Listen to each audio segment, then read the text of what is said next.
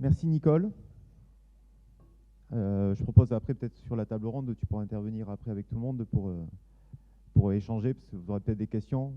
Vous avez vu, j'ai la lourde tâche d'encadrer ces thèses et vous mesurez la chance que j'ai de côtoyer Panchika, Nicole et vous allez voir Amanda après. Donc c'est toujours un plaisir et en plus on respecte le timing, ce qui est rare chez les chercheurs. D'habitude, on est des chercheurs qui cherchent, on ne trouve jamais et par contre on parle. Mais là, on a réussi. Donc sans plus attendre, je vous propose de garder le bon timing et de lancer la deuxième table ronde. Et donc je vais demander à nos intervenants de nous rejoindre. Je vais vous les présenter. Donc là, l'idée, c'était de parler encore de ce qui nous anime. Peut-être en introduction, j'ai l'impression, parce que je vois mes doctorantes parler magnifiquement bien le pitch.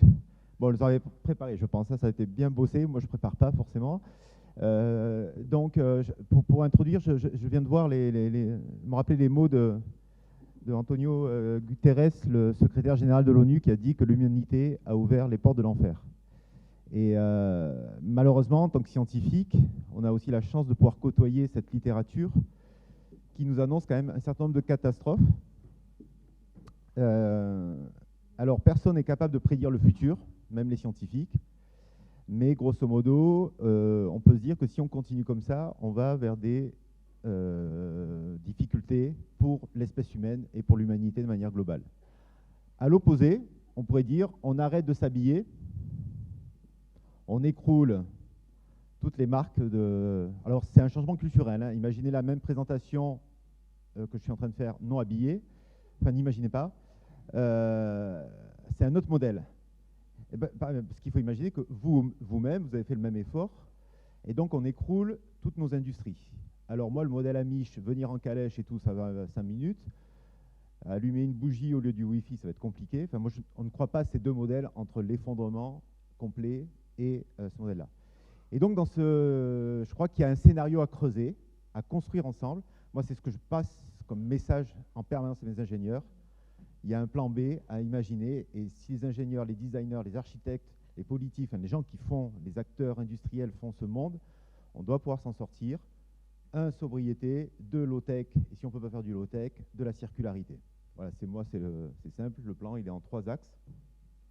Mais dans ce modèle-là, il y a une question qui se pose à chaque fois, si vous êtes un peu affûté sur ces sujets-là, c'est le couplage ou le découplage possible entre le CO2 et la rentabilité économique et enfin, le modèle économique de tout ça. C'est ce qui nous interpelle. Les économistes nous ont dit c'est impossible. On est à chaque fois corrélés. On voit qu'il y a des choses qui bougent. Et je pense que ce qui peut bouger, c'est ce concept d'économie circulaire. On n'a pas poussé le modèle de l'économie circulaire à ses limites. On ne connaît pas encore les asymptotes. Est-ce qu'on peut baisser? Alors, ce n'est pas qu'une question d'énergie, c'est aussi une question de ressources et de matière.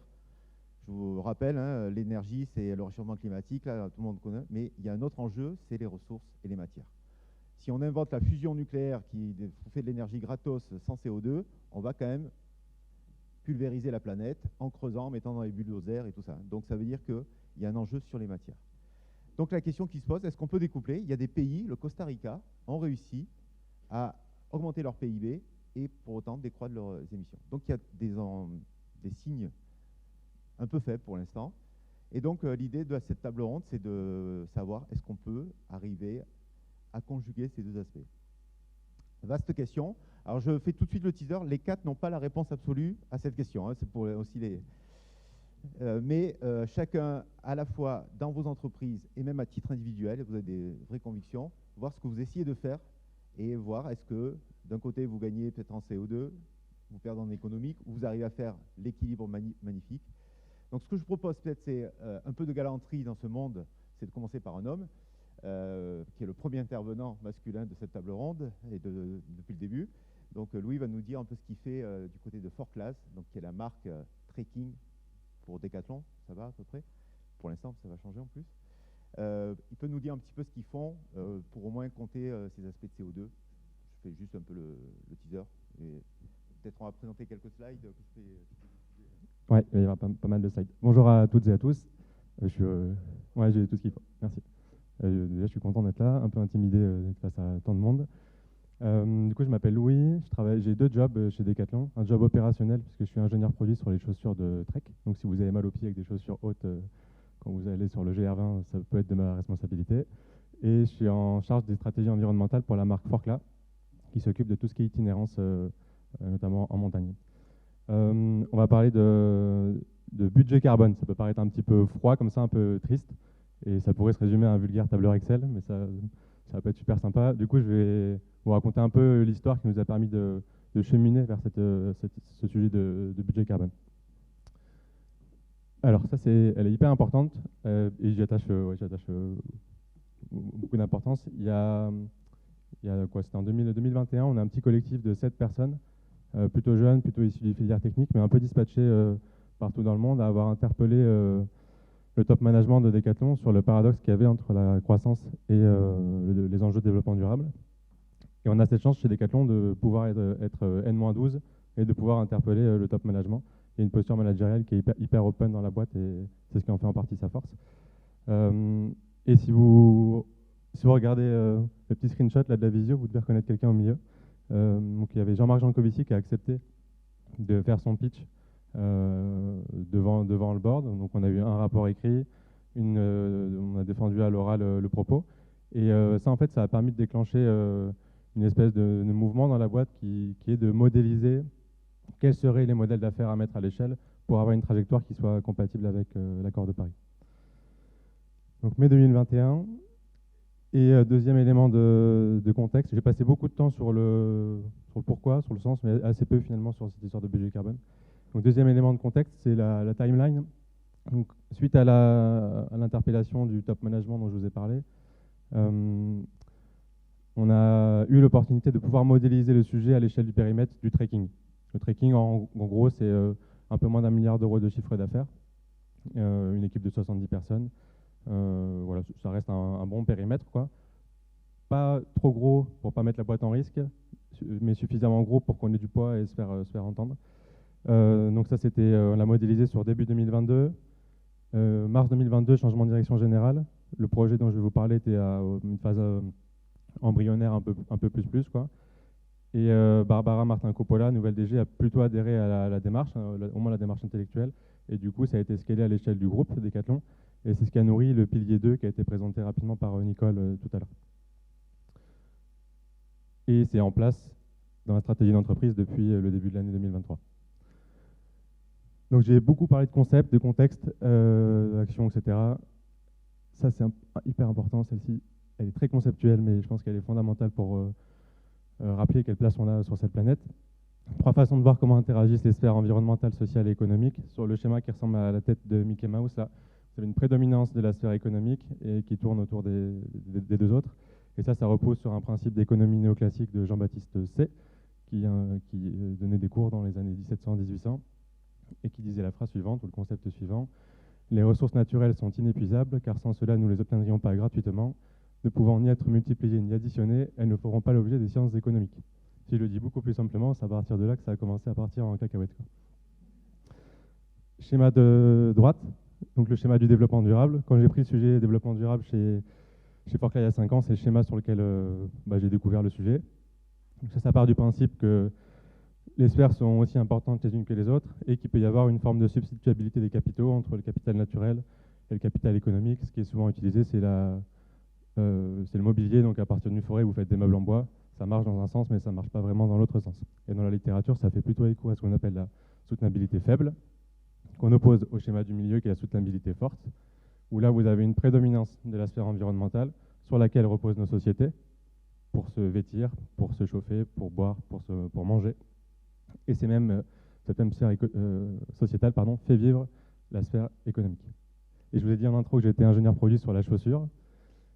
Il se trouve qu'au Trek, l'immense majorité des produits que l'on fabrique sont faits en Europe. Et mon plus gros modèle, c'est hyper concret ce que je vous raconte, le plus gros modèle, il est fabriqué à Soumy. Je ne sais pas où vous savez où ça se situe, Soumy. Et Soumy, c'est à la frontière entre l'Ukraine et la Russie. Donc autant vous dire que ces dernières années, c'était pas foufou, le contexte qui entoure les usines, donc le contexte environnemental qui les entoure, avec la crise évidemment sociale qu'engendre la guerre. Du coup, n'ayant plus d'ouvriers en usine, j'ai plus de chaussures. N'ayant plus de chaussures, vous doutez bien que le profit, il se retrouve directement impacté. Donc je l'ai vécu de manière beaucoup moins marquée et importante que les populations sur place, mais par contre on voit les effets d'un environnement qui se dégrade. Et dans un climat qui se réchauffe, Là, il fait quoi, il y a une semaine, il faisait 35 degrés à Paris. On implantait des skis dans les magasins Decathlon. Je trouve que ça ne marche pas vraiment pour la rentabilité. Deuxième élément de contexte, c'est un des extraits du rapport du GIEC qui était sorti en avril de 2022, qui dit trois choses. C'est que le pic d'émissions mondiales planétaires de CO2 doit passer, c'est un pic, donc il passe par un maximum entre 2020 et 2025. Généralement, les business plans sont à horizon 2-3 ans. On est à 2023, donc ça nous amène à 2025. Donc si on a des BP dont la conséquence est une augmentation des émissions de carbone, il y a de fortes chances qu'on contribue peu à la réduction de nos émissions. Deuxième paragraphe qui dit qu'il faut fermer les gisements de gaz, de pétrole et de charbon. Or, dans des boîtes comme la nôtre, où on fabrique à l'international, on est notamment pas mal dépendant de la Chine. Et la production d'électricité en Chine, sur la partie matière, est fortement dépendante du charbon. Donc si on projette de la croissance volumique, il y a de fortes chances qu'on ne ferme pas du tout le robinet à charbon. Des pays comme le Vietnam tournent beaucoup au gaz pour fabriquer de l'électricité. On produit aussi énormément au Vietnam. Et enfin, le pétrole, c'est ce qu'on met dans nos bateaux, dans nos camions, dans nos matières pour faire les produits techniques. Et donc là aussi, si on a une croissance volumique, il y a peu de chances qu'on contribue à fermer le robinet de pétrole. Et dernier paragraphe, c'est un paragraphe qui dit que ça aurait pu être pire. Il y a tout un arsenal législatif qu'il faut encourager, qui incite à mieux isoler les bâtiments, à décarboner les transports, etc., etc. Et je vais me faire une petite métaphore qui n'est pas très très joyeuse, je m'en excuse. Imaginez 4 jeunes qui vont faire la fête, ils partent en boîte de nuit, ils picolent tous, y compris le conducteur. Ils se cartonnent en voiture. Il y a 3 morts, les passagers, un survivant, le conducteur. Ça aurait pu être pire, ça aurait pu y avoir 4 morts. Et pourquoi je vous dis ça, c'est que quand on regarde ces deux cartes-là, sur la carte de gauche pour vous, vous avez le CO2 émis par habitant et par pays. Donc ce que l'on voit, c'est que ce sont les pays riches qui sont responsables du gros du problème, et pas du tout les pays de la bande équatoriale. Et quand on regarde les conséquences, là on voit le nombre de jours au-delà desquels on ne pourra pas y vivre parce qu'il fait trop chaud et trop humide. Et bien là, ce sont les pays de la bande équatoriale qui sont majoritairement touchés. Donc c'est pas qu'un sujet climat, c'est aussi un sujet d'équité. Et c'est aussi un sujet de vulnérabilité. Quand je regarde quelles sont les zones géographiques qui permettent la fabrication des produits et des matières de chez Decathlon, on a 70% de notre chiffre d'affaires qui est concerné par des zones géographiques dans lesquelles on ne pourra plus vivre dans un climat à une trajectoire plus 4 degrés à horizon 2100. Donc il y a un sujet de vulnérabilité. Et si je reviens à la métaphore, vous avez bien compris que les conducteurs, c'est plutôt nous. Donc la question, c'est est-ce qu'on met la clé sur le contact ou pas. Et les passagers sont plutôt les pays de la bande équatoriale, les pays du Sud. Complètement des grands choses. Ça, c'est important, il y a 2-3 petits bugs d'affichage, mais je ne vais pas passer trop de temps. Retenez que le gros de l'empreinte environnementale de chez Decathlon, elle vient du produit, comme la majorité des entreprises qui font des produits manufacturés. Ça, c'est important. J'y ai passé du temps. Je pense que ça peut paraître évident pour certains d'entre vous. C'est la métaphore de la baignoire qui a été imagée par Carbone 4. Ça parle hyper bien. Et ça va me faire arriver petit à petit au budget carbone. Donc, le réchauffement climatique, ça fonctionne comme une baignoire. Vous avez un robinet, un siphon. Si le siphon a une capacité d'évacuation qui est moins rapide que celle du robinet à 20 mètres de l'eau, l'eau monte. Donc, dit autrement, le climat se réchauffe. Et donc, l'enjeu, c'est de savoir à quelle vitesse on ferme le robinet pour réussir à équilibrer les deux et arriver à une forme de neutralité carbone. C'est ça le sujet. Et donc la question, c'est à quelle vitesse on ferme le robinet. Quand ERAM dit on veut faire moins 30 à horizon 2030, si je dis pas de bêtises, c'est que ERAM s'est questionné sur à quelle vitesse ils vont fermer le robinet d'ici les 7 prochaines années. OK. Et dernier élément de contexte, et après j'entrerai sur les budgets, je pense, et puis la méthodo. On a d'un côté l'accord de Paris qui a été vulgarisé par l'Emission Gap Report de l'ONU il y a quelques années qui nous dit il faut baisser. Et quand je suis arrivé sur les sujets environnementaux chez Forclaz, j'ai demandé à faire une photo propre du bilan carbone de Forclaz. C'est un bilan carbone un peu léger à l'époque avec les moyens qu'on avait, c'était il y a 4 ans. Et je voulais surtout qu'on me projette dans le temps, pour me dire c'est quoi le comportement de notre trajectoire carbone en comparaison de ce que nous demande l'accord de Paris. Donc on a vu 2 choses. La courbe rouge qui est l'évolution de l'intensité carbone moyenne d'un produit Forclaz en y intégrant les efforts d'éco-design. Donc ce qu'on voit, c'est qu'on est capable de baisser avec des efforts sur la teinture, sur les matières recyclées, l'optimisation matière, etc., etc. Mais que dans le même temps, comme on se porte bien économiquement, que le trek tourne, on a une augmentation du volume de CO2 en valeur absolue qui est antinomique avec l'effort qu'il faudrait fournir. Et donc on s'est dit, ça va pas, malgré nos efforts, ça suffit pas. Donc ça suffit pas, du coup, On s'est fait accompagner par un binôme de cabinets de conseil constitué de Schneider Electric, qui a une partie stratégie climat, et Accenture, plutôt orientée à analyse de marché, évolution des entreprises, des organisations, etc. On a coupé le projet en 4 temps. Définir c'est quoi la contrainte carbone à laquelle il faut se confronter, c'est ces fameux budgets carbone que j'évoquerai après. C'est quoi les modèles d'affaires qu'il faudrait mettre à l'échelle, quels sont leurs potentiels économiques, quels sont leurs empreintes environnementaux à chacun, parce que la circularité a un impact environnemental, ça ne capte pas du carbone. Quelles sont les organisations à mettre en place et quels sont les indicateurs de performance qu'il faudrait développer, quels sont ceux qu'il faudrait aussi abandonner. Ça a donné naissance au moins 20, ça rejoint un peu ou prou les ambitions des RAM avec le moins 30 à horizon 2030, là c'est un moins 20 à horizon 2026. Si on ne fait rien, qu'on se contente de ce qu'il y a aujourd'hui dans les tuyaux, on aurait une trajectoire qui rejoint ce que je vous ai montré avant, qui serait croissante en CO2.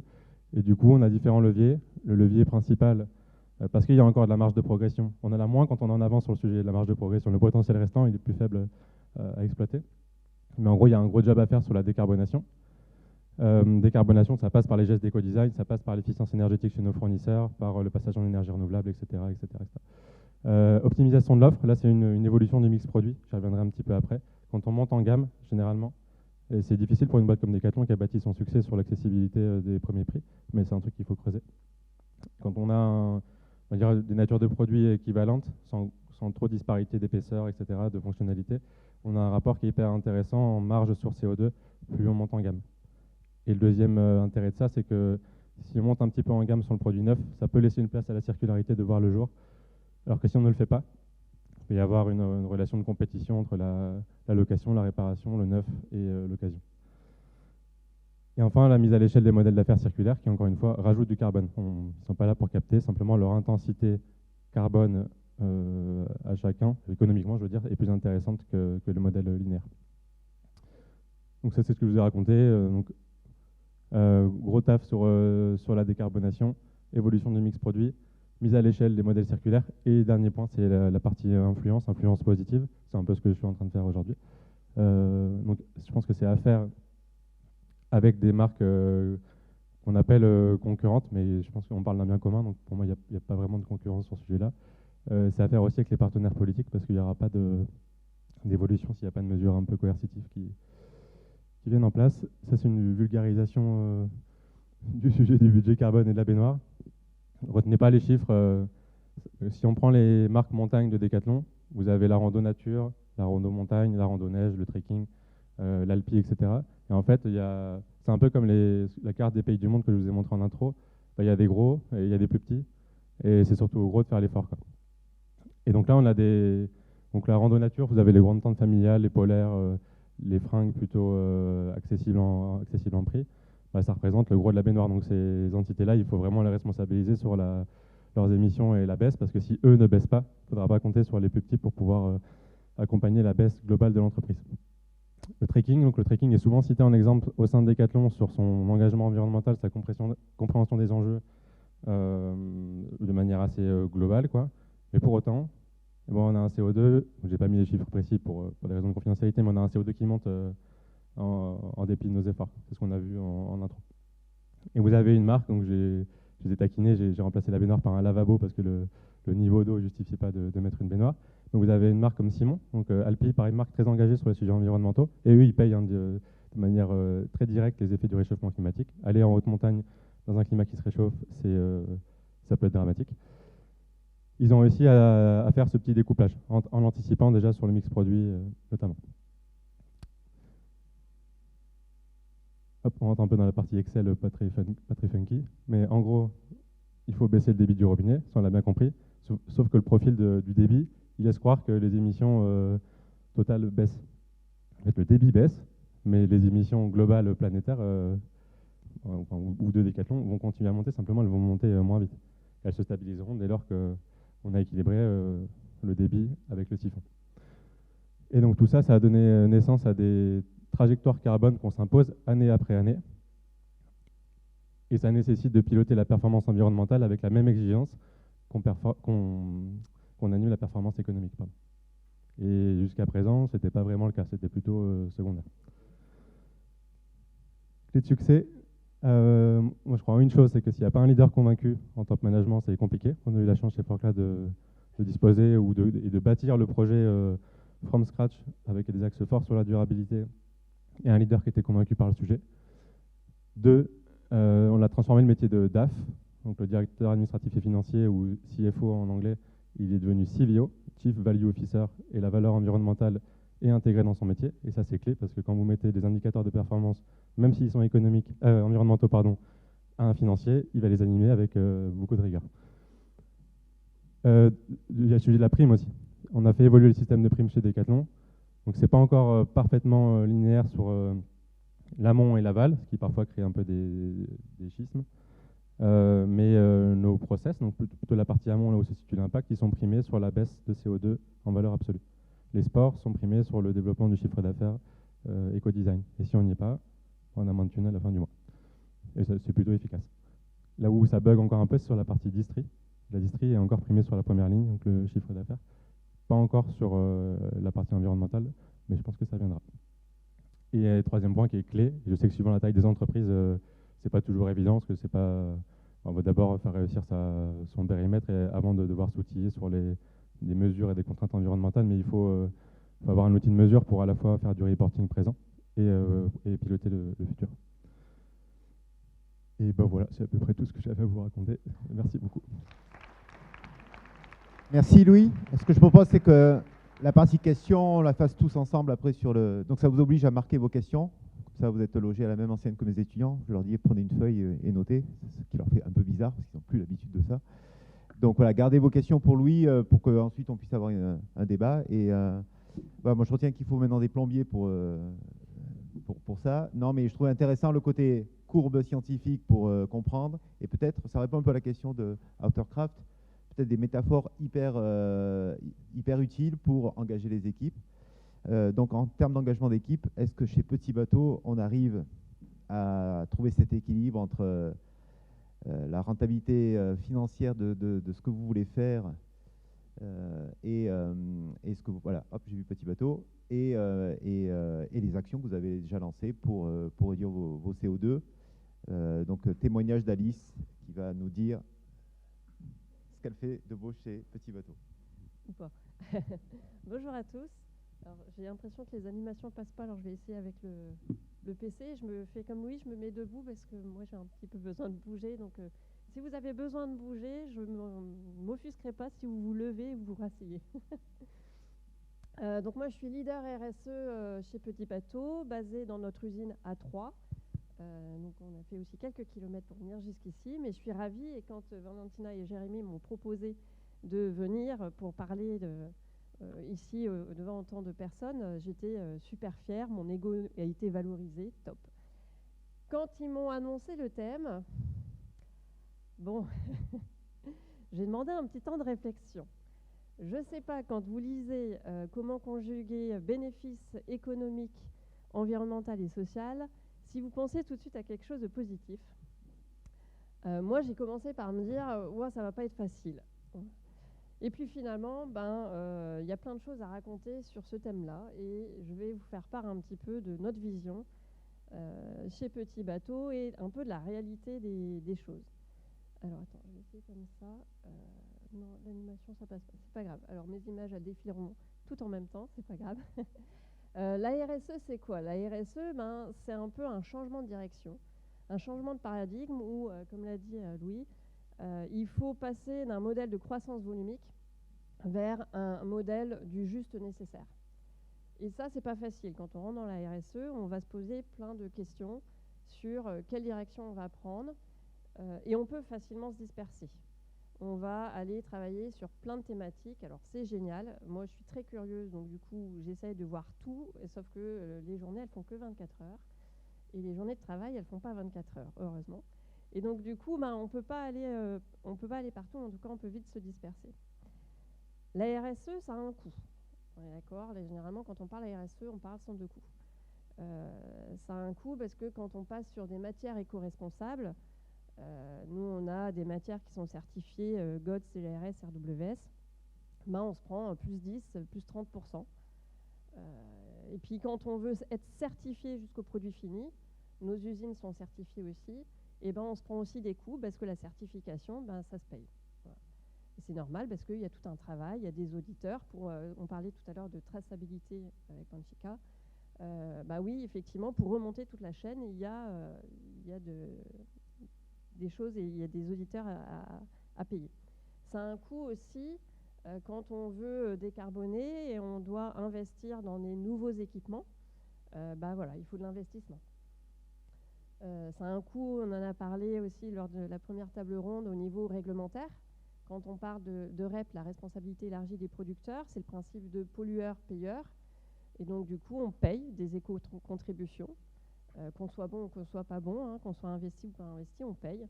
Et après, il y a des systèmes d'éco-bonus, d'éco-modulation, qui vont nous permettre d'aller récupérer de l'argent. Mais pour ça, il faut quand même investir dans des ressources pour pouvoir faire toutes les tâches administratives.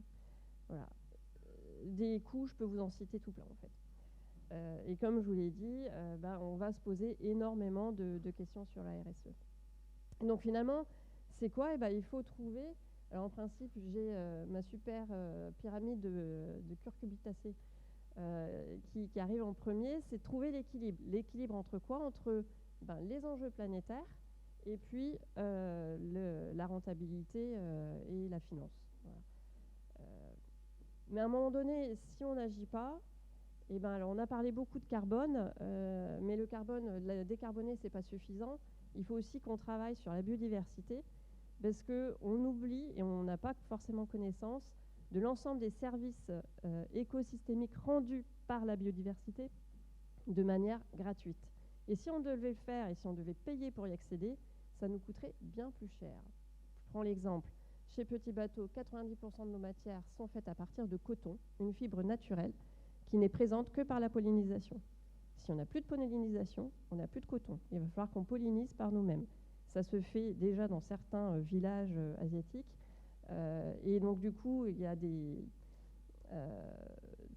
l'IPBES qui a commencé à financer les services écosystémiques rendus par la biodiversité.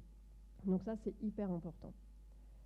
Alors, comment on fait chez Petit Bateau pour se dire on va essayer quand même de continuer à faire de la RSE et conjuguer la partie économique? Alors déjà, on va essayer de se recentrer, de se focaliser sur ce qui est essentiel par rapport à notre marque. On est une marque fabricante, on a des usines à Troyes et au Maroc, et donc du coup, on va aller se recentrer sur nos usines, le produit. Et on va essayer de moins se disperser. On fait plein de choses. J'ai oublié sur la partie équilibre, par exemple. On s'est lancé l'année dernière dans des services de seconde main, en boutique, en digital, omnicanal. On a lancé un service de location. On avait fait un POC en 2021 sur la réparation. Et puis on a encore plein d'autres idées. On a fait de la traçabilité aussi. Et puis finalement, nos équipes, elles sont surchargées, quoi. Et à un moment donné, on n'arrive plus à tout faire. Donc on se recentre. On va se recentrer sur ce qui est nécessaire. Et à un moment donné, il faut trouver le juste équilibre entre seconde main et first. La seconde main a besoin du first. Voilà. Mais on a aussi besoin de la seconde main pour rentrer dans cette notion de sobriété et de respecter et préserver les ressources qui ne sont pas infinies. Je te remercie pour la citation que je ne connaissais pas. Et puis il y a plein d'idées quand on parle finalement d'économie et d'environnement. Il faut trouver les intérêts communs. Quand on parle de sobriété énergétique, on va aller parler de réduire les consommations en énergie, en gaz, en pétrole, mais en même temps, on va faire des économies financières. Voilà. Quand on réduit d'1 degré la température dans les entreprises, dans les entrepôts ou même chez soi, au final, notre facture, alors elle sera peut-être pas moins élevée, mais en tout cas, on va essayer de compenser la hausse. Voilà. Quand on parle de faire de la réactivité, on a un service, on a mis en place la production à la demande. La production à la demande, c'est quoi? C'est avant, les commerciaux estimaient qu'ils allaient vendre 100 produits sur la nouvelle collection. Donc en usine, on produisait et on stockait 100 produits. Maintenant, ce qu'on fait, c'est qu'on en produit 80, je ne sais pas le chiffre exact, mais voilà, 80, et qu'on va se laisser la marge de manœuvre sur les 20 derniers, de le faire à partir du moment où les produits sont en vente et d'ajuster aux besoins réels de là du moment. Parce que quand on fait les produits, ils sont pensés plusieurs mois à l'avance. Ils sont stockés quelques mois à l'avance aussi, hein, parce qu'il y a tout le process. Donc du coup, ça nous permet de quoi? De réduire les invendus. Ça a été fait dans un objectif économique. De dire, j'ai trop d'invendus, j'ai des stocks, ça plombe mon bilan, donc je vais réduire, on va travailler là-dessus. Ça, c'est possible aussi parce qu'on a notre usine à 3 qui nous permet de faire de la réactivité. Mais finalement, c'est aussi top, parce que comme j'ai moins d'invendus, j'ai produit au plus juste, je ne gâche pas les ressources naturelles. Et donc, du coup, j'ai un avantage positif sur l'environnement.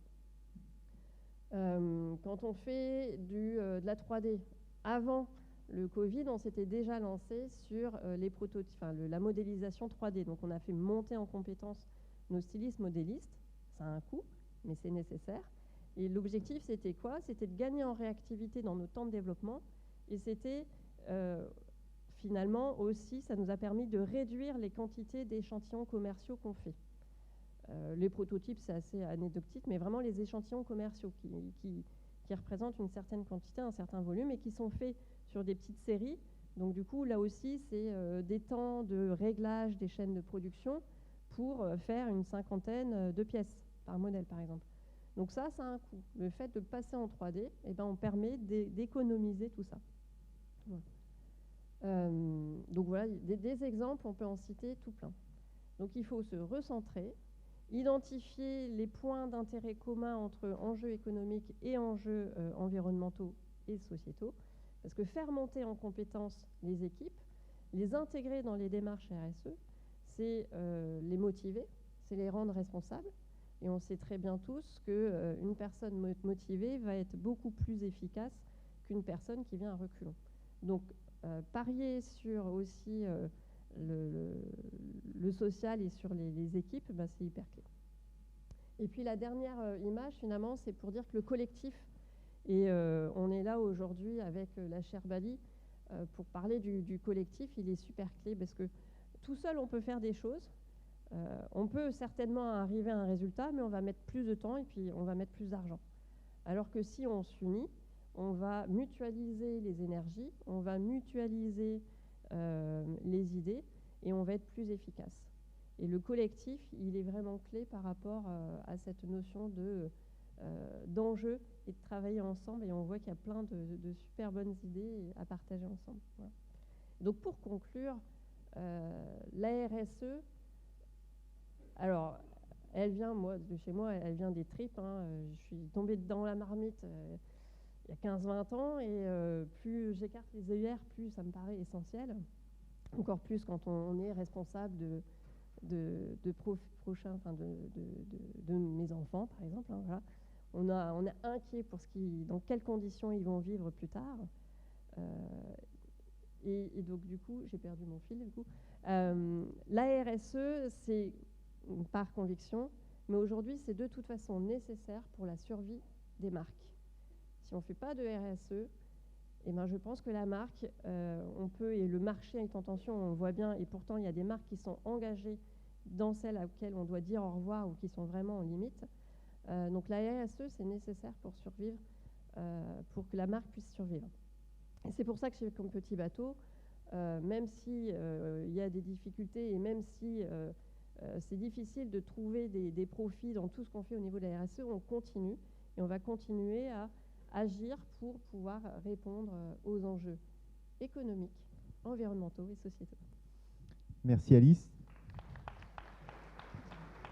Je vais reprendre tes mots. Il faut y aller, mais c'est pas simple. Et je crois que nous, c'est le message qu'on fait passer en général sur la circularité. On ne dit pas qu'on est des militants, on dit qu'on vient les sauver. Parce que si elles n'y vont pas, beaucoup de marques vont... beaucoup d'entreprises, tout secteur confondu, même pas que le textile, vont péricliter.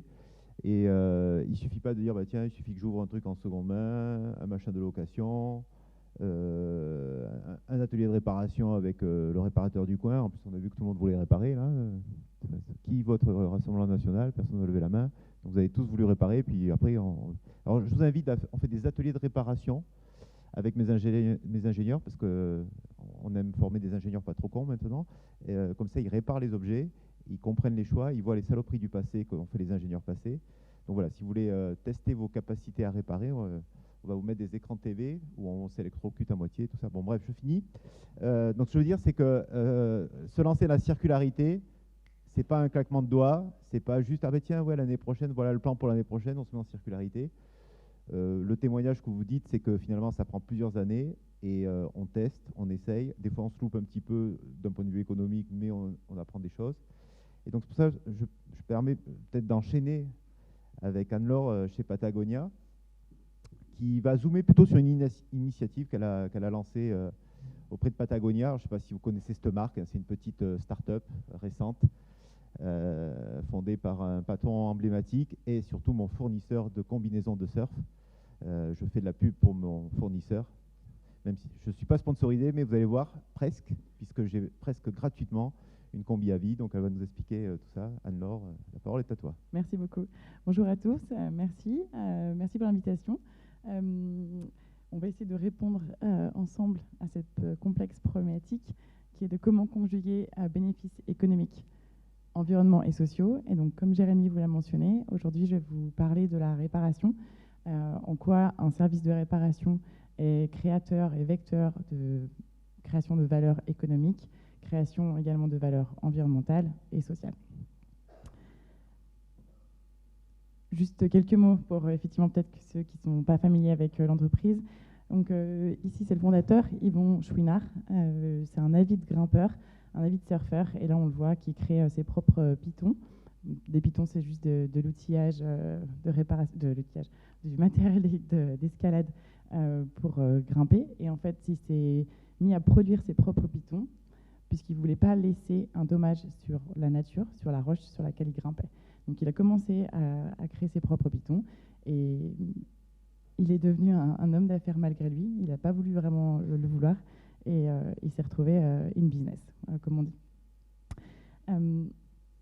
La mission qu'il a drivée depuis le départ, c'est créer des produits avec le plus de qualité possible, la meilleure qualité qui soit, avec le moins d'impact sur la planète. Patagonia a 50 ans cette année et on va essayer de partager ce qu'on a appris dans les dernières 50 années. Et j'ai choisi volontairement aujourd'hui d'afficher ce dessin. Dans un livre, on partage ce qu'on a appris.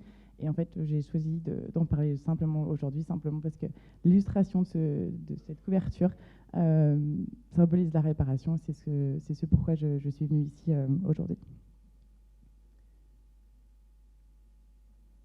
On a vu dans les slides précédentes la circularité. Donc, circularité, on est tous bien d'accord sur la définition. De nouveau, aujourd'hui, ce sera la réparation, sur laquelle je vais expliquer ce qu'on fait chez Patagonia. La réparation chez Patagonia, ça fait partie de l'ADN. C'est quelque chose qui a été, dès le départ, dès les premières productions de patterns, de dessin de produits, c'est quelque chose que les product designers ont vraiment intégré en amont. Et c'est ça qui est important, je l'ai entendu plusieurs fois, mais je pense qu'aujourd'hui, si vous êtes futur créateur d'entreprise, vraiment pensez à la création, à la conception de vos produits, comment on peut les rendre circulaires et comment on peut les réparer. La réparation, pourquoi elle est importante? Elle est importante parce que ce qu'on peut faire aujourd'hui pour la planète, c'est de consommer mieux, de consommer moins et d'utiliser mieux ce qui existe déjà. Et donc par conséquent, basiquement consommer moins, produire moins et extraire moins de matières premières.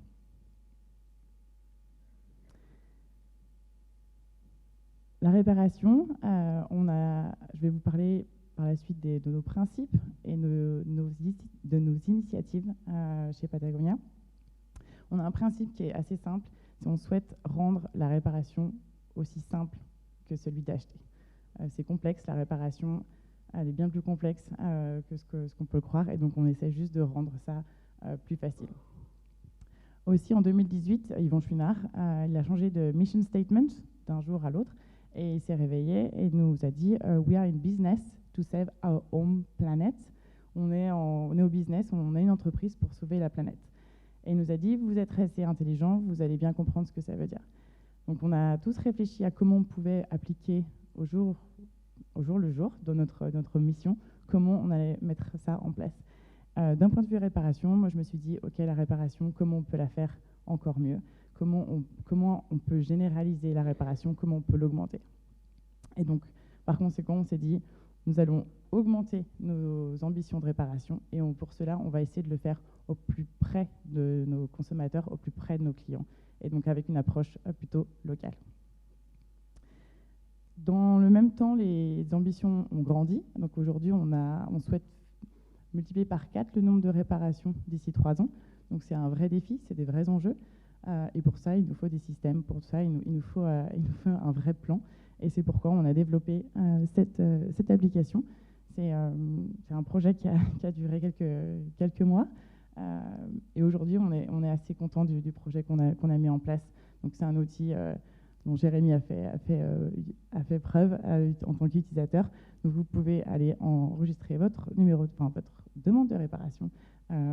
Et l'objectif, c'est de rendre un outil de réparation facile et simple, user-friendly, donc simple et plutôt ludique pour engager les gens à faire de la réparation, à contrario d'acheter quelque chose de nouveau. Je le disais précédemment, on souhaite aller plus proche du besoin, plus proche de nos clients. Ici, on est engagé à essayer de faire de la réparation dans nos magasins en propre. Donc aujourd'hui, l'idée, c'est d'avoir une repair station, une station de réparation dans tous nos magasins. Ici, vous voyez Berlin, entre autres. Et donc ici, c'est vraiment un moment où on utilise... c'est un moment magique, franchement. On rentre en contact avec nos clients, on leur pose la question, qu'est-ce qu'ils ont fait avec leurs produits, pourquoi ils sont tombés, comment ils sont tombés, comment on va pouvoir réparer ensemble leurs produits. Et c'est un moment d'engagement, c'est un moment où on parle expliquer comment ils vont pouvoir faire la prochaine fois chez eux. Et à ce moment-là, on crée juste un moment de satisfaction. Les gens sont super contents, ils repartent avec un produit réparé, prêts à repartir à l'aventure et recréer des souvenirs en montagne ou dans les océans. La contrainte, évidemment, il y en a, c'est pas si simple. Derrière, il faut assurer qu'on a les pièces détachées, on a toutes les couleurs de tous les tissus nécessaires, puisqu'on est une entreprise de produits techniques. Il faut s'assurer qu'on aura le choix pour faire la réparation en fonction des produits techniques qu'on nous apporte. Deuxième problématique qu'on a pu rencontrer, c'est la compétence, les compétences des couturières. Donc ça, c'est un vrai défi. De plus en plus, on a des écoles, en France en tout cas, je suis un petit peu. Les formations se développent et donc quand j'entends que certaines entreprises ont encore leurs usines de production, notamment chez RAM, on peut que valoriser ça et continuer potentiellement à produire, mais surtout à continuer à développer et à transmettre ces connaissances. Si on veut atteindre nos ambitions d'augmentation de réparation par 4 d'ici 3 ans, on a un système, on a des solutions dans nos propres magasins, mais par contre, il faut pouvoir aussi mettre à l'échelle industrielle la réparation. Et donc, c'est ce qu'on a fait depuis 2 ans à Patagonia, une entreprise sociale, ainsi que le comité économique d'Amsterdam. Le siège de Patagonia Europe est à Amsterdam, ceci explique cela. Donc on a passé 18 mois ensemble à essayer de collaborer sur un projet de centre de réparation, à offrir une offre multimarque de centre de réparation avec un impact social. Donc le concept, c'est plus qu'un centre de réparation, c'est un centre de réparation avec un impact social positif sur la société, puisqu'on accueille des personnes loin du travail, des réfugiés, des personnes qui sont en reconversion, des personnes qui sont loin de la société. On leur promet un travail, un emploi à la fin, et en même temps, on les certifie et on leur fournit un programme éducation. Donc ces gens ressortent avec un emploi, avec une vraie intégration dans la société. Bien sûr, on ne peut pas le faire, tout seul. On fait de la réparation chez Patagonia, mais l'impact, il sera gros si vous nous joignez. Donc on vous invite, vous, vos clients, on invite toutes les entreprises à rejoindre le mouvement de la réparation pour avoir un impact conséquent environnementalement parlant et également un impact conséquent au niveau de la société.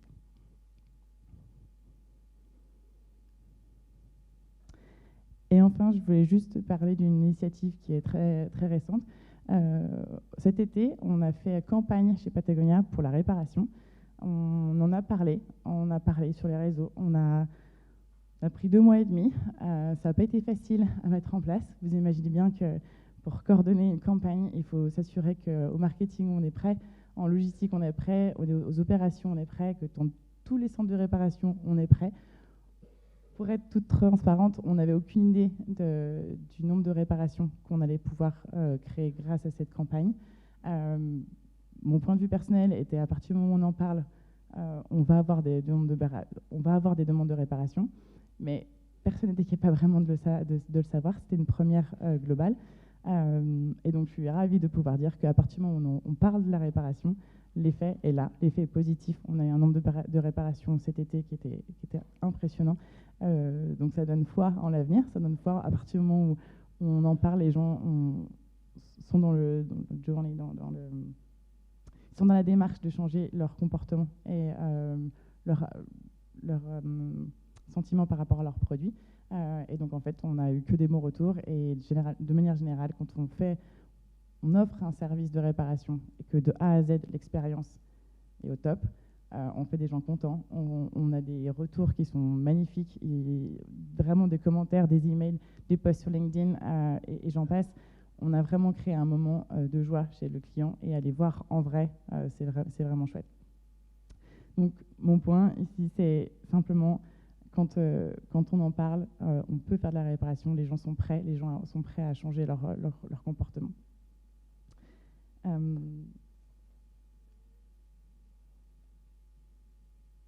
Voilà.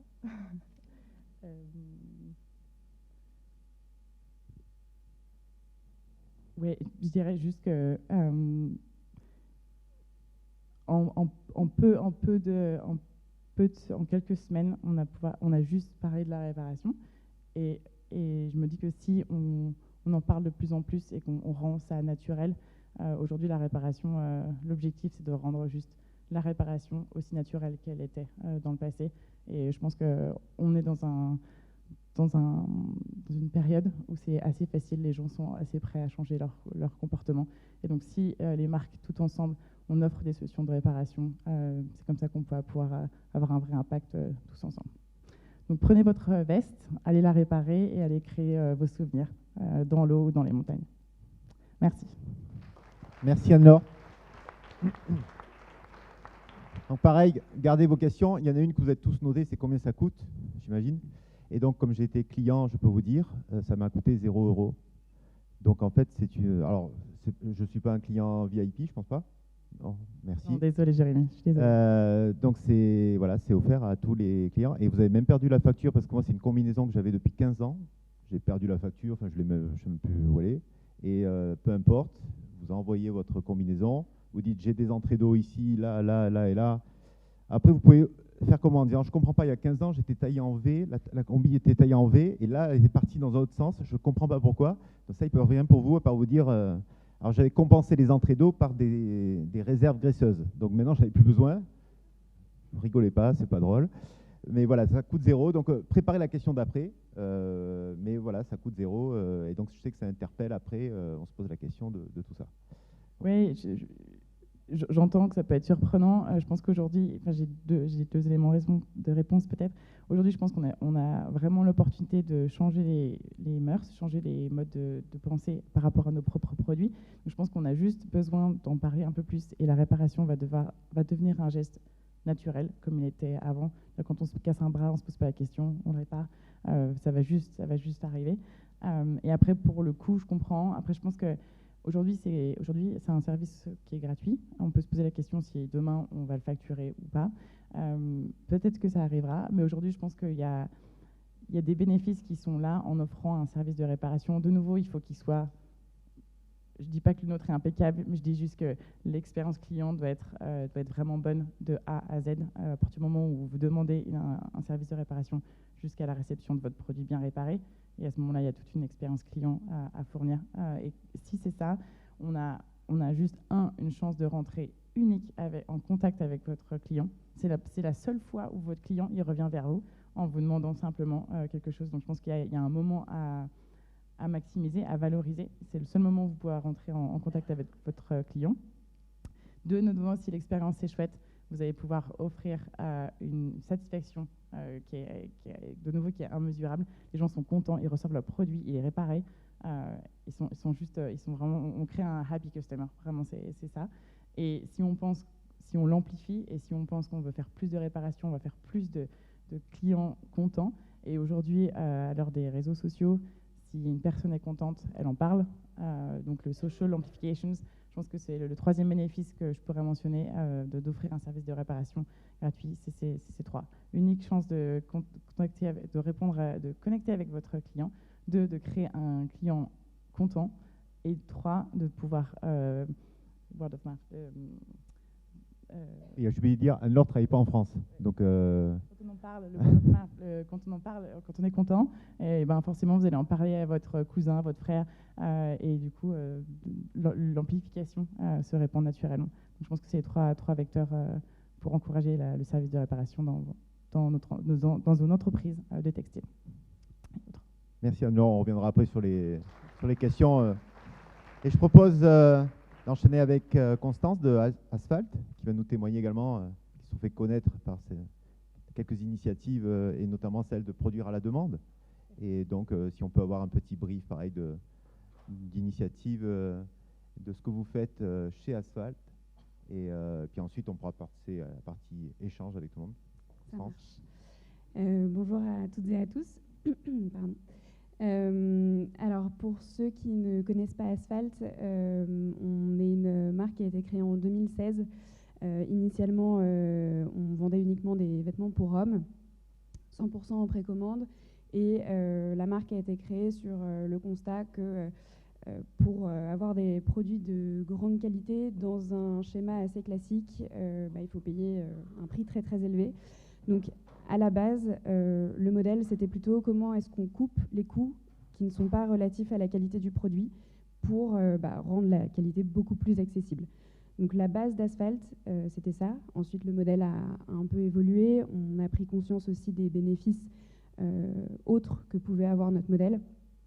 Et ce qui nous amène aujourd'hui à notre mission qui est rendre la durabilité accessible. Donc Asphalt, donc je vous le disais, l'idée c'est de faire vraiment des incontournables du vestiaire au meilleur rapport qualité-prix impact du marché.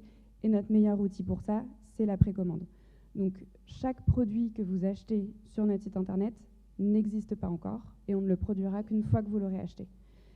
Pour nous, c'est un levier énorme pour justement réduire la surproduction dans l'industrie textile et en même temps amener plus de réflexion sur l'acte d'achat auprès de nos clients, puisque on n'a pas l'instantanéité juste de se saisir d'un produit, de payer très peu cher pour ce produit et du coup il y a beaucoup moins de valeur quand on le porte ou globalement on y attache beaucoup moins de valeur. Donc c'est remettre la valeur du produit au centre. Donc comme je vous disais, Asphalt a été fondé en 2016 sur tout ce projet-là, mais autour uniquement des produits pour hommes. Et on a lancé la femme il y a 2 ans sur le même modèle de précommande. On fait un lancement de produits par semaine. Donc on a des collections très restreintes. Vous pouvez voir qu'en 2023, on a lancé 97 références, hommes et femmes confondus. Donc ça correspond à peu près à un lancement de produits par semaine. Et avec 47% de nouveautés uniquement, sachant que la gamme n'est pas encore complète. Donc dans les 47% de nouveautés, vous avez à la fois des produits hommes et des produits femmes. Donc le gros de notre offre, c'est des produits reconduits qu'on améliore de version en version au travers notamment des retours clients, dont je vais vous parler ensuite. On est 50 salariés, donc on est une marque qui a grandi assez rapidement, qui a été quand même pas mal portée par les années 2020 à 2021, où le commerce en ligne a quand même été plutôt favorisé. Mais globalement, je pense qu'on a aussi trouvé notre public dans la façon dont on communique sur les produits qu'on vend. On remet vraiment au centre de la communication le travail qu'il y a derrière, la qualité intrinsèque du produit et tous les gens qui contribuent en fait à la production de ce produit, à la fois nos équipes en interne, mais aussi tous nos fabricants. donc au service d'une seule mission, rendre la durabilité accessible. Donc je vous ai détaillé ce que ça veut dire durabilité chez nous. Et donc c'est en fait les piliers de notre fonctionnement. Le premier pilier, c'est la co-création. Depuis le début chez Asphalt, c'est un des maîtres mots aussi. On veut s'assurer qu'en fait le produit sur lequel on est en train de travailler va trouver son public. Comment on fait ? Pourquoi est-ce qu'on ne demande pas simplement à nos clients ? Donc on leur dit, voilà, on a pensé sortir tel produit, est-ce qu'il vous intéresse ? Si oui, à quel prix ? Donc on voit tout de suite aussi si c'est faisable ou pas. Et voilà, donc ça permet d'être sûr que le produit trouvera son public. On pose aussi beaucoup de questions sur les usages et sur les fragilités que peuvent avoir les produits équivalents que nos clients possèdent déjà. Et comme ça, nous, en phase de développement, on essaye vraiment de centrer nos efforts sur ces problèmes-là pour les résoudre, pour faire en sorte que le produit qu'on va sortir soit le plus qualitatif de l'armoire de notre client. Le point numéro 2, c'est la précommande. Donc, une fois qu'on a cadré le fait que, oui, le produit répond effectivement à un besoin, on va se dire, bon, maintenant, on ne va produire que ce dont on a vraiment besoin. Donc, on va d'abord vendre et ensuite, on va produire. Donc, ça paraît hyper simple comme logique. Bon, en fait, dans une industrie, c'est quand même assez compliqué à mettre en place. Donc, c'est vraiment le cœur de notre métier. Et je ne me suis pas présentée, mais moi, du coup, je gère toute la partie achat matière, production et impact chez Asphalt. Donc, tout ça, c'est vraiment revoir tous les modes de fonctionnement de tous nos partenaires qui sont habitués à des modes de fonctionnement très classiques, où on lance une collection complète en début de saison. On a potentiellement des réassorts en cours de saison, mais globalement, c'est facile. Ici, on est engagé sur un volume, mais il peut varier un peu à la hausse, un peu à la baisse. Il y a des potentielles gestions de réassorts matière. Donc voilà, il y a tout un système de lean management de la production qui est assez complexe à mettre en place et à dupliquer à toute typologie de produits, puisque l'idée, c'est de faire des intemporels et des incontournables. Donc, on a des produits de toute typologie, des chaussures jusqu'aux sous-vêtements, jusqu'aux manteaux. Donc voilà, assez complexe à appliquer, mais indispensable pour nous. Ensuite, la durabilité physique, je vous en ai parlé quand je vous ai parlé de la co-création. C'est très très important pour nous de faire des produits de qualité, des produits qui durent dans le temps. Et c'est notre promesse depuis le jour 1 chez Asphalt. Donc on fait beaucoup de tests. On a fait beaucoup de tests de toutes sortes, on a impliqué des clients, on a fait des focus group, des tests avec des clients choisis. On essaye pas mal de choses différentes. L'idée étant de trouver un peu la meilleure formule pour faire en sorte que nos produits durent et pour mesurer cette durabilité du produit. Donc l'idée étant que la durée de vie soit la plus longue possible. Nous, notre rêve, c'est que vous achetiez un jour un produit chez Asphalt en précommande du coup, à la suite d'un système de co-création. Donc, vous vouliez ce produit, vous l'avez co-construit, vous l'avez précommandé, donc il n'a été produit que pour vous. Et plus tard, il est tellement qualitatif que vous pouvez le passer à vos enfants, par exemple.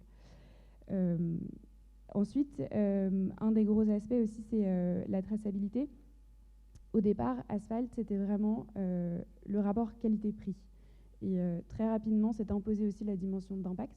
On s'est dit, on ne peut pas être responsable que sur une partie de notre business. On ne peut pas se dire, la précommande et la qualité, la durabilité physique, c'est suffisant pour réduire notre impact, parce que ça ne l'est pas. Et on s'est très vite rendu compte que en fait, les modes de fabrication sont ce qui contribue le plus à l'impact environnemental et social d'une entreprise de vêtements. Donc, on a commencé à s'intéresser à ce qui pèse du coup le plus dans l'impact et comment le changer. Et en fait, le cœur de cette démarche-là, c'est de connaître les pratiques de nos partenaires. Si on ne connaît même pas qui sont nos partenaires tout au long de la chaîne, impossible de savoir quelles sont leurs pratiques. Donc, la traçabilité, ça fait aussi partie de nos missions phares. C'est de connaître idéalement 100% de la chaîne, de pouvoir créer un lien avec toutes ces parties prenantes et de pouvoir à terme aussi agir sur leurs pratiques ou si pas d'action possible, changer de partenaire. Et donc c'est le dernier point, c'est les matières premières responsables. Au départ, ce n'était pas vraiment le cas. Je vous le disais, Asphalt, c'est vraiment le cœur de l'histoire, c'était qualité et précommande. Et donc, quand on s'est rendu compte en fait de l'impact comparé d'une matière, disons, en coton conventionnel et d'une matière en coton bio. On s'est dit qu'on ne pouvait pas continuer de faire ça. Donc, on a enclenché une transition vers 100% de matières responsables.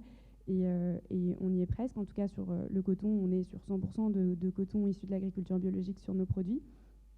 Après, il y a d'autres matières qui sont un petit peu plus compliquées. La laine, on a un super partenariat avec Segar Mazurel, qui a un label qui s'appelle Abeloussi Wool et qui vous permet de remonter, qui travaille avec Decathlon d'ailleurs, qui permet de remonter jusqu'à l'éleveur du mouton. Et donc, en fait, nous, on est allé visiter les élevages. L'idée, c'est vraiment de créer du lien et de faire participer l'intégralité de la chaîne à un impact, si ce n'est positif, en tout cas bien moindre sur l'environnement et sur les gens, puisque le sujet aussi, plus on remonte dans la chaîne, plus la valeur est moindre, en fait, plus les coûts sont divisés, et plus les gens qui travaillent, souvent, en plus, du coup, dans des pays très lointains, touchent très peu. Donc, plus on remonte, moins ils sont rémunérés. Et donc, en fait, la responsabilité des marques, c'est aussi de se dire qui contribue exactement à la valeur de ce que je vends et est-ce que moi, je contribue à leur rémunération à la hauteur de leur contribution à la valeur de ce que je vends. Cette phrase était un peu alambiquée, j'espère que vous avez compris ce que je voulais dire. Mais voilà, donc avec tous ces piliers-là, nous, ce qu'on cherche, c'est vraiment déjà à faire passer ce message. On est très très actifs en termes de communication. C'est très important pour nous que les gens comprennent ce qu'on fait, comprennent pourquoi on le fait, pourquoi c'est important pour nous et globalement pour la planète que plus de monde adhère à notre modèle. L'idée, c'est pas d'aller vendre, parce que ceux qui connaissent Asphalt ont dû voir beaucoup de communication sur les réseaux sociaux. L'idée, c'est pas d'aller vendre toujours plus aux mêmes personnes, mais plutôt de faire adhérer un maximum de monde à cette nouvelle façon de consommer, puisque, comme je vous disais, dans la précommande, il y a aussi un bénéfice de l'attente qui est, OK, en fait, ce produit n'est pas arrivé comme ça ici. Derrière, il y a plein d'étapes de fabrication. Bien sûr, on essaye de minimiser l'attente pour rendre le modèle plus facile à accepter, mais je trouve que c'est hyper important aussi en termes d'éducation, même si j'aime pas trop ce terme, mais voilà, de faire prendre conscience que c'est une vraie industrie, qu'il se passe beaucoup de choses et que c'est pas anodin que d'acheter un vêtement. Voilà pour moi. Merci Constance. Merci. Gardez le micro avec vous parce qu'on va pouvoir échanger. Enfin, moi, ce que je retiens aussi, c'est finalement aussi la réduction du nombre de références.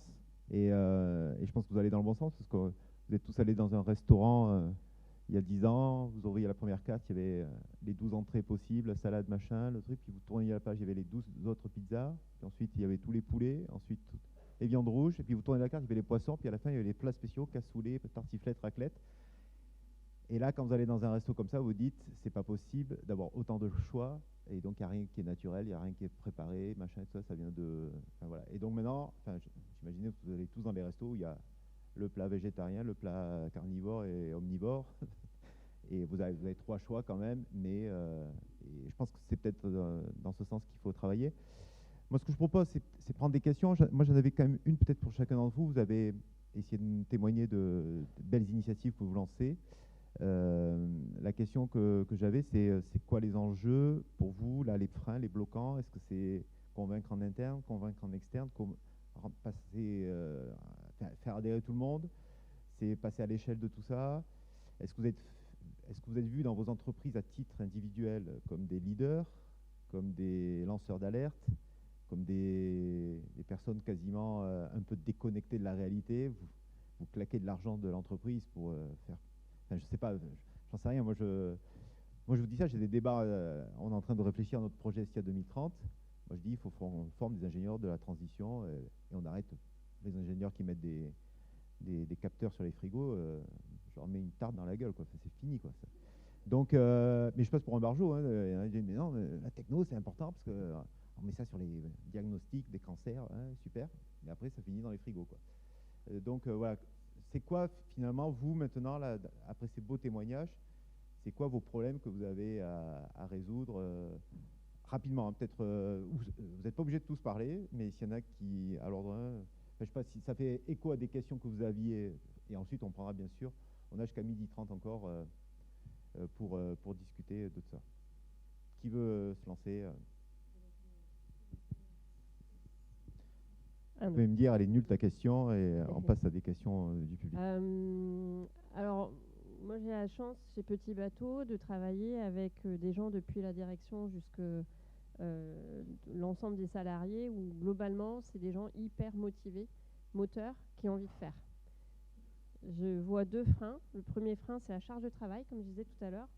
Il y a tellement de choses à faire qu'à un moment donné, on s'y perd et donc on est obligé. Même si tu n'as plus les pizzas, tous les machins, est-ce que vous avez réduit, par exemple, ça? Est-ce que tu peux réduire la charge de travail autrement, ou c'est vraiment Il y a des choix à faire. Ouais. Voilà, il faut prioriser, il y a des choix à faire. Donc à un moment donné, on ne peut pas se lancer sur tous les services de circularité. Okay. On va commencer par un, on va le mener correctement jusqu'au bout et après on ira au deuxième. Okay. Mais voilà, à un moment donné, il y a des métiers auxquels on ne pense pas qui sont goulot d'étranglement. Nous, c'est notre plateforme logistique qui est au centre de tous les services de circularité. Et puis notre DSI, nos services informatiques, qui sont, eux, mobilisés sur tous les sujets. Et encore plus quand on parle beaucoup de CSRD, de reporting et compagnie. Donc ça, c'est le premier frein, la volonté, mais finalement la charge, la capacité à faire. Voilà. Et le deuxième, c'est pas un frein, mais le deuxième enjeu, c'est comment on arrive à valoriser la valeur de la RSE dans notre produit pour que le consommateur il se dise que quand je prends le produit, je fais le bon choix et j'y mets le prix parce que je sais que au final, je suis gagnant. Voilà.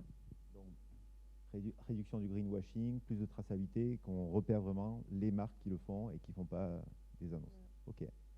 Quelqu'un veut réagir ou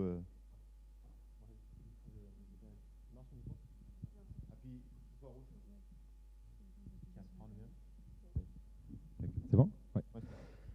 Alors la question elle est cool. Je ne sais pas si la réponse peut être rapide par contre. Mais moi j'avais une question pour toi. C'est un jour vous arriverez à primer peut-être les gens, pas en monnaie un peu aussi quand même, mais en arbre, en CO2. Peut-être un jour les gens seront contents d'être primés. Je pense qu'il y a une question autour de la rémunération. Il y en a une qui me taraude. Alors je ne sais pas si je vais essayer de l'amener. Aujourd'hui, on a pas mal de systèmes de primes qui sont en pourcentage, ce qui fait que quand l'entreprise performe, elle accentue les écarts entre les salaires de base, les salaires intermédiaires et les salaires les plus élevés. Et moi, ça m'interroge même philosophiquement de se dire, on a tous envie que l'entreprise performe, moi y compris, mais que plus elle performe, plus j'augmente mon écart salarial avec le salaire de quelqu'un qui a un salaire, je sais pas, en magasin par exemple, inférieur au mien, ou que mon patron il va gagner davantage alors que la performance elle est collective. Et quand on s'interroge au rapport au travail et qu'on a compris qu'il faut réduire notre empreinte CO2, matière, eau, etc., ça veut dire qu'à un moment donné il va falloir passer moins de temps derrière les machines pour faire fabriquer des produits. Et pour pouvoir passer moins de temps, il faut pouvoir le faire financièrement. Et donc si la répartition des richesses est mieux répartie, plus collective, alors on peut avoir un rapport au travail qui est légèrement différent, sans forcément pénaliser la réussite économique de l'entreprise, et pouvoir se consacrer sur d'autres choses qui ont de l'importance. La famille, les proches, les assos, le sport. Et donc je ne sais pas si ça répond à la question, parce qu'en fait on pourrait se dire, on pourrait négocier du temps plutôt que de l'argent, mais si tu as de l'argent, tu peux aussi dire je passe à 80%, et donc au final tu as gagné du temps. Et voilà. Mais ça répond, parce qu'en plus, l'autre aspect que je vois aussi, c'est que chez vous, chez Decat, et tu l'as dit, c'est une des raisons d'être, c'est rendre le sport accessible à tous, sous-entendu de sortir des produits de sport qui coûtent moins cher que la plupart du marché. Et donc c'est un peu des fois antinomique avec tout ce que vous avez évoqué, quoi. C'est-à-dire que comment vous allez sortir des produits. Je pense que c'est un de vos freins, un des combats internes que vous avez, ou des équilibres à trouver en interne. Moi, il me semble que c'est en plus de la répartition des richesses, des salaires et tout ce que tu as évoqué, quoi, je pense. Du coup, je pense que quand on parle de rendre le sport plus accessible, il y a déjà une question, qu'est-ce que ça veut dire le sport accessible? Est-ce que ça veut dire vendre plus pour tout le monde, que tout le monde achète chaque fois plus de produits? ou sinon, il y a déjà des exemples de location à courte durée, par exemple des tentes de Quechua, que là, il y a ou des études qui montrent que la plupart des personnes qui ont accès à ces services, elles ont dit qu'elles n'auraient pas eu l'opportunité de faire le camping, d'essayer de nouvelles activités si elles n'avaient pas eu accès à la location. Du coup, là, dans ce type de services, on met en place des produits de très haute gamme, qui sont de très bonne qualité, qui sont durables, réparables. Mais l'idée, c'est pas de vendre plus, c'est de rendre accessible à travers une offre qui coûte moins, par exemple, qu'acheter un produit qui, quelquefois, va être utilisé 2 fois par an. Donc, pour moi, rendre accessible le produit, ça ne veut pas dire juste vendre plus, mais plutôt penser comment on peut engager plus de personnes à travers des business innovants. Et comme Patagonia a proposé la réparation gratuite, un jour Decathlon proposera peut-être des produits gratuits issus de la première, seconde, troisième main, recyclés, machin, peut-être sous forme de consigne pour dire on vous le file gratuit, mais vous y accordez de la valeur, et vous nous le ramenez, et à la fin, in fine, on le recycle, j'en sais rien. Mais c'est peut-être des pistes, moi, que je trouve, en tout cas, top à développer, quoi. Est-ce que... Moi, j'avais un truc à rajouter à ce qu'a dit Nicole. En fait, notre croissance économique, elle est fortement tractée par les volumes qu'on met sur le marché. Mais en fait, le produit, c'est qu'un véhicule des effets utiles. Et on sait qu'il y a des pays comme les États-Unis qui ont une augmentation de leur PIB et une décroissance de l'espérance de vie. Et ça doit questionner ça en profondeur parce que voilà, la vie, elle est belle. C'est un peu l'inverse du Costa Rica, quoi. On a envie d'en profiter. Mais du coup, ce que je me dis, moi, c'est que des fois, changer la boussole, ça peut être intéressant aussi et d'aller chercher vraiment les indicateurs qui comptent. Et la croissance volumique, c'est qu'un véhicule, finalement. T'es perçu comment chez Decat? Je ne sais pas si c'est à moi qu'il faut poser la question. Non, t'es pas obligé de répondre. Non, mais est-ce que vous êtes des lanceurs d'alerte, voilà, est-ce que des fois vous dites faut que je fasse gaffe, faut que je garde mon véhicule ou mon vélo? En fait, elle est hyper dure cette question-là parce que je pense que si on était perçus simplement comme des militants radicaux, etc., on n'aurait pas contribué à l'écriture du projet d'entreprise et notamment le pilier 2 qu'a évoqué Nicole. Donc je me dis qu'il y a un dosage qui est bon. Moi, je fais un peu le parallèle avec soit une arête en Alpi ou soit de la slackline, c'est que si on est trop mou, on n'arrive pas à convaincre notamment les jeunes générations de l'engagement de l'entreprise et donc on peut perdre aussi en attractivité d'emploi. Si on est trop rude, de l'autre côté, on perd l'écoute des décisionnaires. Et donc, il y a une espèce de combat permanent à trouver la juste posture, la juste nuance pour réussir à embarquer tout le monde, quoi. Donc, je ne pense pas être perçu comme un activiste militant. Je ne pense pas être perçu comme trop mou du genou sur le sujet. Mais peut-être que parfois, oui, je peux poser les questions qui grattent. Et puis voilà, il y en a qui s'appelaient, il y en a qui ne s'appelaient pas. Et puis tant pis. C'est pas très grave. En tout cas, tu es perçu comme un montagnard. Dès que tu peux, tu nous refiles une métaphore et la montagne. Donc, comme les surfeurs avec la vague. Donc, merci. Est-ce que d'autres freins, ou déjà ce qui a été dit, est-ce que vous en percevez d'autres? Oui, juste dire sur la perception, moi je me perçois, et je pense que c'est à mon avis pareil pour les autres, plus comme une semeuse d'idées. Voilà. On sème des graines, j'aime bien dire que j'essaie de changer la grille de lecture des gens pour dire que, pas forcément leur demander d'en faire plus, mais juste de regarder d'une autre manière des choses qui vont les amener, et c'est ce qui se passe, j'aime bien quand je le constate, j'adore, qui vont les amener à avoir leur propre réflexion. Ok. Est-ce qu'il y a des questions? Relisez toutes les notes que vous avez prises. Est-ce qu'il y a des questions que vous voulez poser? Bonjour, Julien Mode de Sapiologie.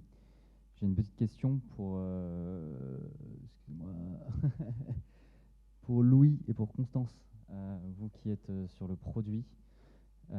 J'ai une petite stat de l'Agence de protection environnementale des États-Unis qui dit qu'en moyenne 85% des impacts environnementaux, sociaux et de gouvernance se produisent dans la chaîne d'approvisionnement. Donc en gros, une grosse partie de l'impact des produits que vous faites, vous les héritez de vos fournisseurs. Comment est-ce que vous faites, vous, dans vos métiers, dans vos choix, pour d'un côté tenir compte des impacts de vos fournisseurs dans vos choix de conception et emmener vos fournisseurs dans des démarches d'éco-conception pour qu'eux-mêmes s'améliorent et fassent ruisseler leurs améliorations sur toute la chaîne de valeur.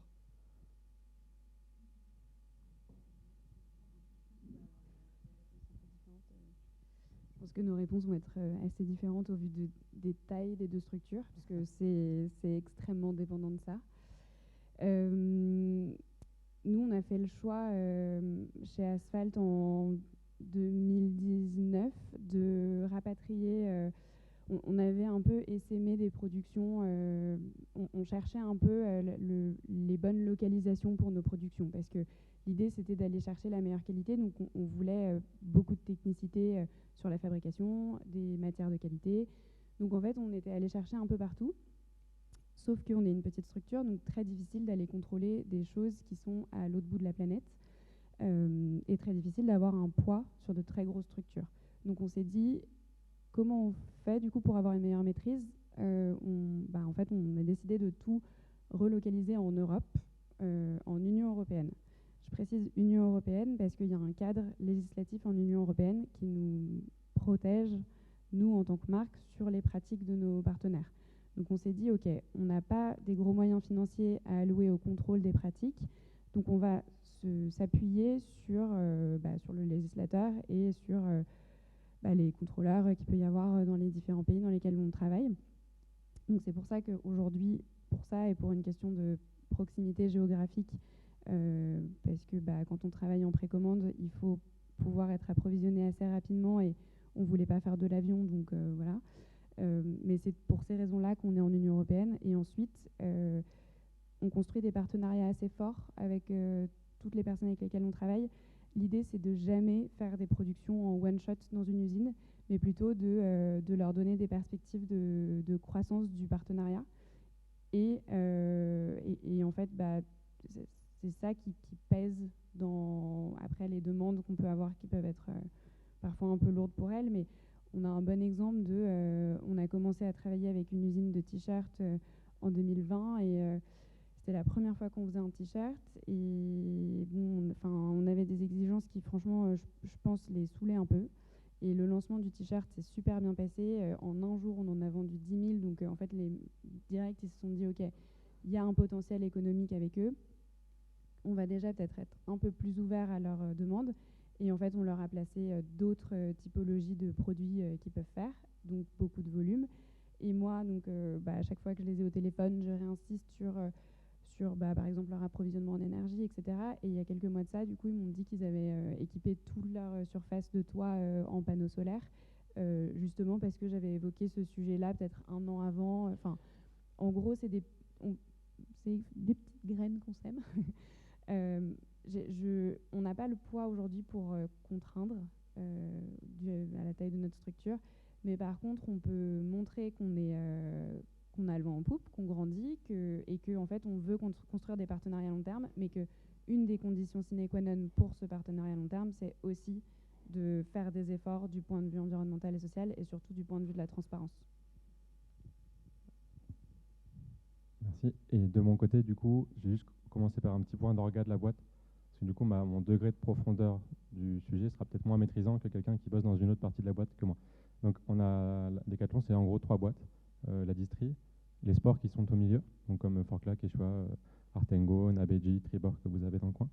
Et en amont, il y a la prod. Donc, la question que tu poses, elle touche beaucoup plus l'amont. Ceci étant dit, je vous ai montré une slide tout à l'heure sur la répartition de l'impact et le gros de l'impact, il est sur le scope 3, donc c'est ce que tu décris sur la chaîne d'appro. Et dans ce sujet-là, le gros du gros, il vient de la matière, plus que de l'assemblage. Donc le made in, ça me fait un peu mal au cœur de le dire, mais le made in, c'est peut-être pas le plus important d'un point de vue environnemental, ça l'est sur d'autres sujets, mais pas sur les pressions environnementales. Donc ce qui est travaillé, et ce dont je maîtrise, encore une fois, si tu veux plus de profondeur, on pourra en discuter, je pourrais t'orienter vers les personnes de l'amont. C'est les fournisseurs de produits finis, donc les assembleurs. Eux, on les fait... Historiquement, on est rentré par le volet social, le volet HRP, dès les années 2006, ça fait presque une vingtaine d'années. Et généralement, quand Decathlon ouvre une usine, on est plutôt suivi par les gros majors parce qu'il y a une forte exigence sur le sujet HRP. Et sur le sujet énergie, On négocie des ouvertures de panneaux solaires sur site, par exemple. Ça nous permet de couvrir le besoin sur de l'assemblage. Mais encore une fois, le gros, il est sur le composant. Et donc sur le composant, on les fait aussi souscrire on les fait installer des panneaux sur site. Et pour moi, il y a une limite, c'est que comme la conso énergétique, elle est vachement poussée sur la fabrication de la matière, ça ne suffit pas de s'équiper sur site. Et donc on leur fait souscrire des certificats de garantie d'origine. Sauf qu'on sait que ce sujet-là, il est un peu sensible. Parce que c'est une réalité contractuelle, c'est pas forcément une réalité physique, le certificat de garantie d'origine. Et du coup, on pourrait être amené à déshabiller Jacques, qui n'a rien demandé, pour habiller Paul, pour décarboner le sujet. Donc ça, c'est un premier niveau de réponse. Et le deuxième niveau de réponse, c'est que quand on est en sport, on peut quand même négocier auprès des process qui sont en haut pour orienter des stratégies d'achat, par exemple dans des pays plus bas carbone, parce qu'on sait que le contenu carbone de l'électricité d'un pays comme le Portugal ou l'Espagne, il est vachement plus intéressant. Et c'est ce qui a donné naissance à une des panoplies qu'on a lancée l'an passé chez Forclaz, qu'on avait appelé Minimal Édition locale. Du coup, on a des gains environnementaux qui sont marqués, parce qu'on a cumulé plusieurs effets qui se coulent. En gros, l'intemporalité de style, on l'a toujours eu, mais un fil espagnol filé chez Antex, un tissage fait au tissage de Charlieu en France. Donc les Espagne et France cumulés, ça fait des mix hyper intéressants. Le fil, il est en polycoton trié à la couleur, donc on s'affranchit de l'étape de teinture. Et donc ça fait des gains considérables, qu'on gagne près de 80% en impact CO2. Donc voilà, ça marche un peu comme ça, c'est-à-dire qu'il y a des engagements qui sont pris par l'amont. Et comme on fait des volumes, en fait, on peut obtenir assez facilement, après ça se répercute sur les coûts des produits. Et après, il y a une relation de négociation entre la strate intermédiaire, le sport, et le process pour aller servir la cause, parce que finalement la cause, elle est commune. Je ne sais pas si j'ai répondu à ta question.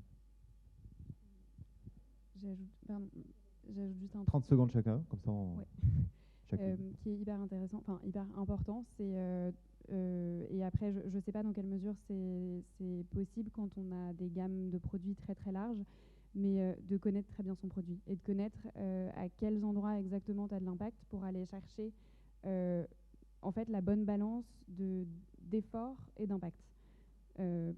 Par exemple, c'est ce que tu disais, s'il y a, disons, genre la filature qui est ultra énergivore et qu'elle est en Chine, et si tu targetes cette usine de filature ultra énergivore qui est dans un mix énergétique très carboné, tu vas avoir un gain en termes d'impact qui va être assez important.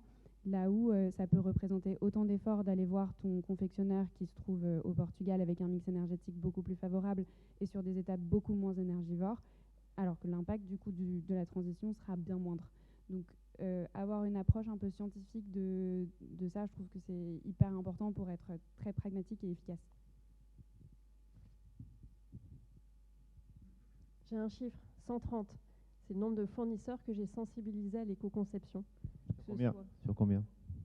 Sur 130, sur la partie confection et fournisseurs de rang 1, rang 2 sur le produit. Parce qu'après, il y a tous les fournisseurs indirects, mais ça sera pour 2024. Donc j'ai déployé une sensibilisation éco-conception à l'ensemble de nos personnels et l'équipe achat m'a demandé de la déployer à leurs fournisseurs.